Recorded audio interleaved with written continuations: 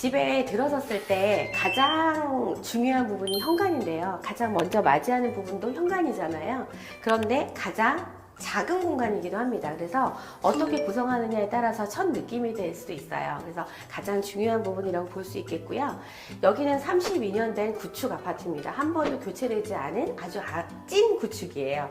그런 경우 이제 그때 시대에 보면 차단기가 입구에 놓여져 있죠. 그리고 작은 수납력, 그 다음에 거실과 현관이 분리되지 않은 공간, 그리고 거울 같은 경우도 사실은 입구에 들어섰을 때 정면을 제외한 좌측 또는 우측에 거울을 두면 좋다고 해요. 하지만 이런 경우에는 수납력을 너무 잃었고요. 그 다음에 일단은 내부와 분리되지 않은 공간, 그 다음에 가구의 좌우로 뚫려져 있는 공간이 너무 아깝죠. 그래서 수납력을 좀 키우면서 거실과 현관의 공간은 분리해주면서, 그리고 집에 들어섰을 때 밝고 깔끔한 느낌으로 변화할 수 있도록 디자인해 보겠습니다.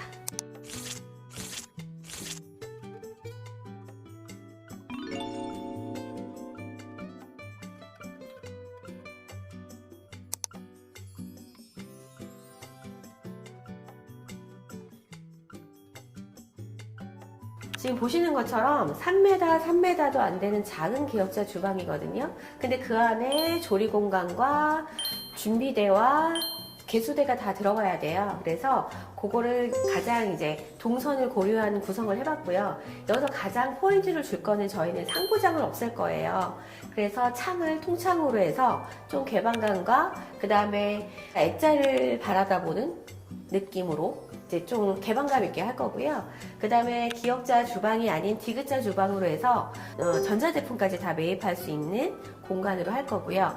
이 공간만으로는 고객님께서 갖고 계신 그릇 수납이 되지 않을 거예요. 그래서 우선은 여기가 어떻게 변화할지 나중에 봐주세요.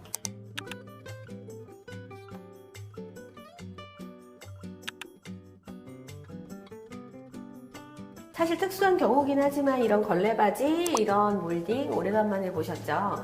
요즘은 몰딩이나 걸레바지는 업계 시공하는 경우가 대다수인데, 몰딩과 걸레바지를 업계에 하려면 하이엔드 작업이 되거든요. 그래서 오늘은 히든도어, 스텝도어, 무몰딩, 무걸레바지는 아니더라도 충분히 실리적인 금액에서 할 수 있는 최소화된 심플한 공간이 될 수 있도록 보여드리겠습니다.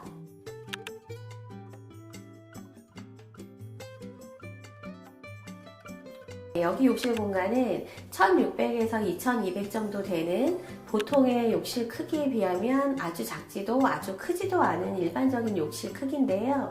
그전에는 이렇게 선반형 세면대를 많이 사용하셨어요. 그래서 지금은 이런 선반형 세면대가 아니라 조적형 젠다이를 쌓고요. 그 다음에 샤워 공간과 세면 공간을 분리해주는 작업을 할 겁니다. 그래서 예전에는 이렇게 보통 욕실 타일 이러면 작은 타일을 많이 쓰셨잖아요. 근데 요즘에는 최소한 600 크기로 큰 타일을 적용하기 때문에 조금 더 고급스럽고 조금 더 깔끔한 이런 매지선이 없기 때문에 좀 더 깔끔한 욕실을 구성할 수 있습니다. 네, 여기는 거실에 있는 전면 발코니인데요.